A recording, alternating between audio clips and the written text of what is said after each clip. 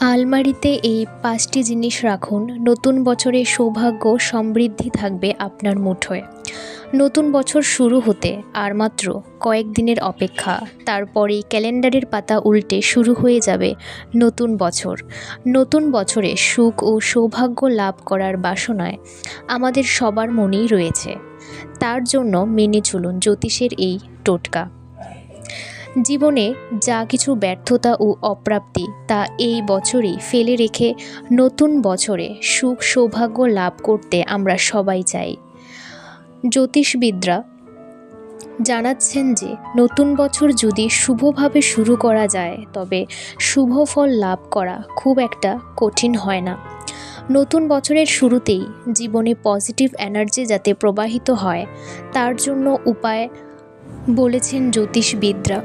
তারা জানাচ্ছেন যে নতুন বছর শুরু হলেই আলমারিতে কয়েকটি জিনিস রাখলে তার শুভ ফল নিয়ে আসবে। জ্যোতিষ অনুসারে আলমারিতে এই জিনিসগুলো রাখা অত্যন্ত শুভ। এর থেকে বেরোনো শুভ শক্তির প্রভাব আপনার জীবনে উন্নতির পথ সুগম করতে পারে। জেনে নিন নতুন বছরে আর্থিক উন্নতি লাভ করার জন্য আলমারিতে কোন কোন জিনিস রাখার পরামর্শ দিচ্ছেন জ্যোতিষ বিশেষজ্ঞরা। নতুন বছরের প্রথম শুক্রবারে মা লক্ষ্মীর পুজোয় 5টি ছোট এলাচ নিবেদন করুন। পুজোর পরে এই এলাচগুলো একটি লাল কাপড়ে বেঁধে আলমারিতে বা নিজের পার্সে রেখে দিন। এই কাজ করলে মা লক্ষ্মীর আশীর্বাদ আপনার উপর থাকবে এবং আর্থিক উন্নতির সুযোগ আসবে আপনার সামনে। বছরের প্রথম দিনই সকালে স্নান সেরে এক মুঠো অক্ষত অর্থাৎ গোটা চাল মা লক্ষ্মীর পায়ে নিবেদন করুন। এরপর এই চাল আলমারির লকারে রেখে দিন। জ্যোতিষ অনুসারে এই টোটকা জীবনে আর্থিক উন্নতির জন্য বিশেষভাবে উপযোগী।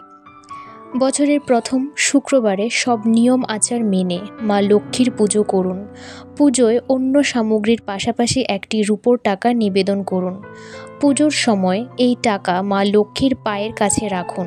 পুজো হয়ে গেলে আলমারিতে আপনি যেখানে টাকা রাখেন সেখানে এই রূপোর কয়েনটি রেখে দিন।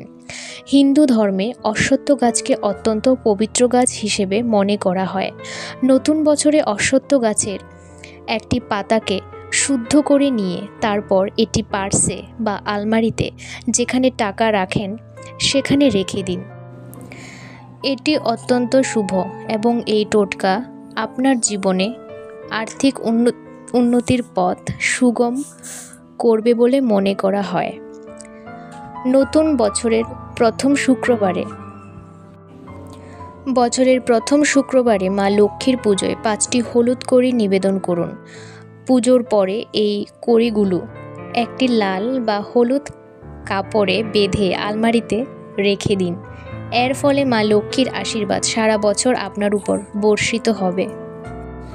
ধন্যবাদ বন্ধুরা, আজকের এই ভিডিওটি এই পর্যন্তই। এরকম নতুন নতুন ভিডিও পেতে আমার এই চ্যানেলটিকে সাবস্ক্রাইব করে রাখুন।